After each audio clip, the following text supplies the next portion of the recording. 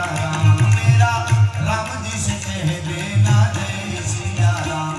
जो केसरी के राम मेरा छोटा सा ये काम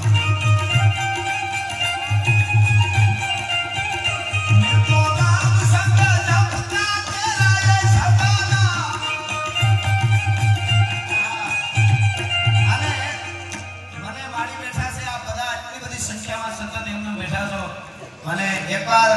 મને આમ મંડળા બોલ્યો તો એકાદ બીજે બોલ્યો તો ભાઈ માટે પણ અહીંયા કહી દઉં ગુજરાતી લોક સંગીત ગુજરાતી આપણું જેટલું લોક સંગીત ફોક સંગીત માટીના ગીતો ઓરડા ઓરડાના ગીતો ફૂલવાડીના ગીતો વાડીના ગીતો દાદાના ગીતો શિવના ગીતો રામના ગીતો કૃષ્ણના ગીતો પરંપરાના ગીતો ધરોહરના ગીતો એટલે જગતના ફલક ઉપર બેહારી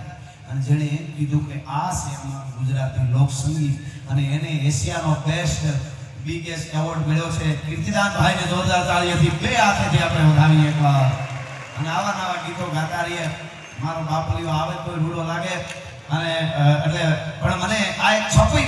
મારે કેવું છે મારી 4મી સાહિત્યનું 500 વર્ષ પહેલા લખાયેલું એક છપઈ છે લખ્યું છે બ્રાહ્મણે હવે જેમ્સ કર્નર રોડે એવું કીધું છે કે દુનિયામાં કોઈ જ્ઞાતિના ઉપર દાદા જાતિના ઉપર કોઈ સાહિત્ય હોય તો 4મી સાહિત્ય છે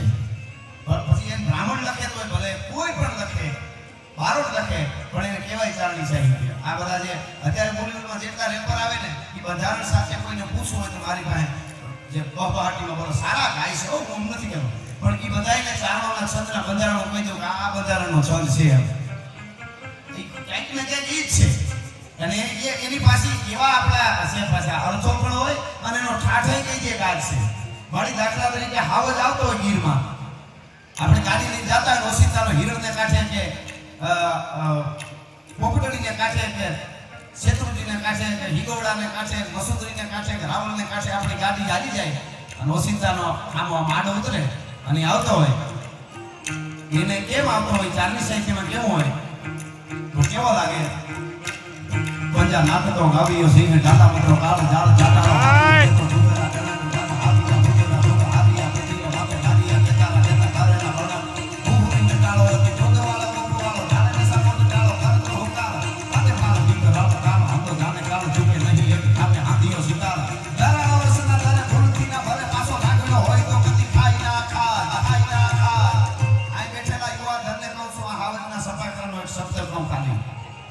સનાતની એટલે સિંહ પણ તમે સિંહ માનતા હોય આપણી જાતને આપણે તો લાંગણો હોય તો કદી ખાઈ ના ખા કોઈની બેન દીકરી બાજુમાંથી નીરે લાગુ જોઈએ મારો માજણો વીર ઊભો છે અહીંયા મારે બીક ન હોય ભલા માણા લાગણો હોય તો કદી ખાઈ ના ખા અને છેતરી પેદરો બાંધી કરે ના શિકાર કદી અટંકો ફેફરા ફાડે કેહરી હવા ઈ જ્યારે ટણક મારે શિવાજી મહારાજ ઔરંગઝેબની જેલ તોડી નીકળ્યા પછી એક જંગલમાંથી નીકળે ને ઝૂંપડામાં જાય ભૂખ લાગેલી વરસાદ રહે ડોહીમાં ખીચડી મૂકેલી ત્રાંબડીમાં અને ન્યા જઈને ઝૂંપડામાં ગયા ભૂખ લાગેલી એને કે નાના માણસો ખાવા તો દે અને એમાં બેઠા અંદર ડોહી રાજી થઈ ગયા કોક અતિથિ આવ્યો હોય નામથી શિવાજીને બહુ માને બહુ માં પણ તેની કે ફોટા બોલ કે નહીં શિવાજી જેલ તોડી ના બધા એટલે કીધું બેસી જાવ ખાવા આપો બાળકોને ખીચડી આપી શિવાજીને આપી તો બાળક શિવાજી આમ કોળીઓ લેવા જાય તો બાળક ઉતાવળો બેહે હોય ને પેલા એના ડોશીના દીકરા બેસી બાળકો એ ઉતાવળો બાળક આમ ખીચડીમાં હાથ નાખી ગયો ઉતાવળથી આમ રાય બળી ગયો હાથ બળી ગયો ડોહી ખીજાણી અરે ક્યાં નહીં કહું છું ફરવા દે બસ આવા નવા હેરાન થાય છે મગજમાં ક્રાંતિ રાષ્ટ્રભાવના કેટલી છે મારી મગજમાં કોણ દોડતું હતું શિવાજી એને ખબર નથી કે આ શિવાજી છે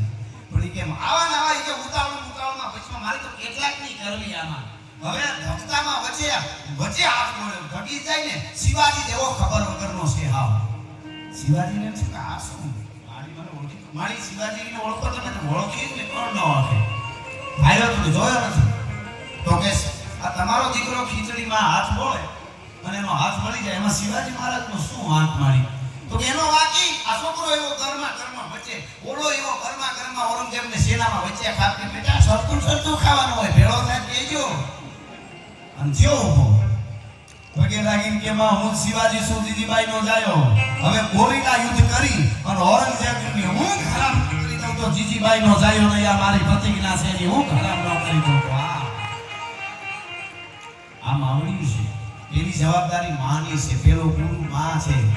બે પાંચ વસ્તુથી સમાજ ઘડાય છે એ તો કહેવાય, પણ માવડીઓને ખાસ કહું છું કે તમે જ આ મહાપુરુષો આપી શકશો. તમે બાળકોને મંદિર લઈ જઈ શકશો. તમે બાળકોને સાધુ સંતો આપણી પરંપરા શું છે. અટાણે ચારે બાજુથી સૂતા પમેલા મારવાળા તૈયાર છે આપણા ધર્મને ધજાઓને. આ તમે કરે કથાકાર કલાકાર બીજા સારું જે કરવા નીકળે એટલે તરત જ બધું સારું. એ કઈ કોઈ ઓલું આપણે જવાબ દેતા એવું નથી કહેતો હું, પણ આપણે આપણા માટે વાત મૂકવી જોઈએ આપણાને. પણ ખેર એ તો આ તો એક ગુરુ જ છે, એમાં કઈ ફેર ન પડે, પણ આપણે આપણું કર્મ તો કરવું પડે કે નહીં. એટલે કહેવાનો અર્થ કે લાંગણો હોય તો કદી ખાઈ ના ખાય, એ જોવા ધ્યાન રાખે. માવડીઓને કાયમ કહો તમે ખૂબ તૈયાર થાવ, બહુ મેકઅપ કરો. તમારે પૈસાની સગવડ હોય તો કાંઈ વાંધો નહીં, બેન દીકરીઓ તૈયાર થાય તો સારી વાત છે. આવું જ જોઈએ, ઊંડું લાગવું જોઈએ. આપણી પરંપરામાં તો